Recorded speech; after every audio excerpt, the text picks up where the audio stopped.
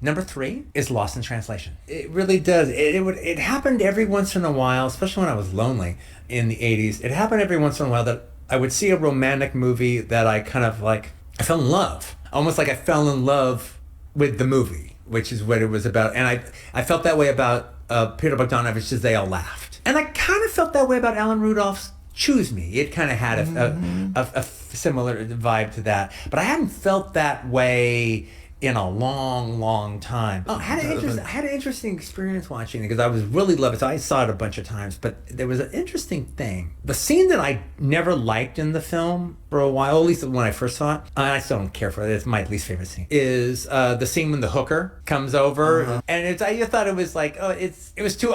One, it wasn't that funny, and it was like sticky. There was a sticky comedy that didn't fit with the rest of the film.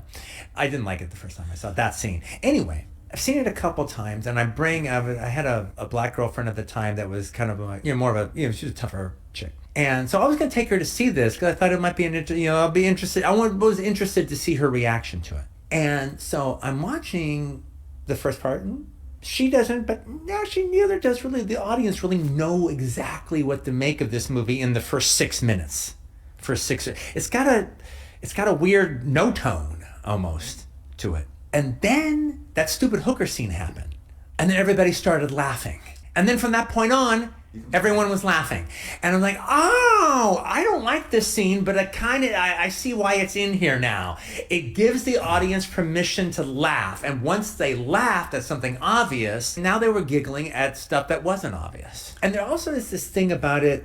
I'll name drop for 2 seconds. ended up talking to Pedro Almodovar about it, and we were both talking about one of the things that we liked so much about the film is it was so girly.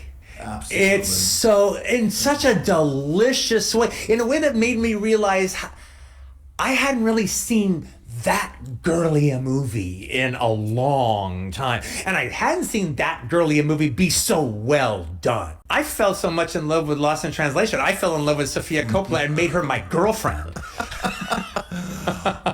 If I wasn't gay, I would have too. And I courted and wooed her, and I did it all in public. It was like out of a Jane Austen novel, because like I couldn't get together. I didn't know her well enough to get together with her on my own, but I kept going to events, and it would be like, like in the Jane Austen, you're going to, she's going to be at the Hirschberg ball, so I will go to the Hirschberg ball. And then they will be at the Bentington this thing or that thing, and I would go to this thing or that thing, and then eventually I landed the deal.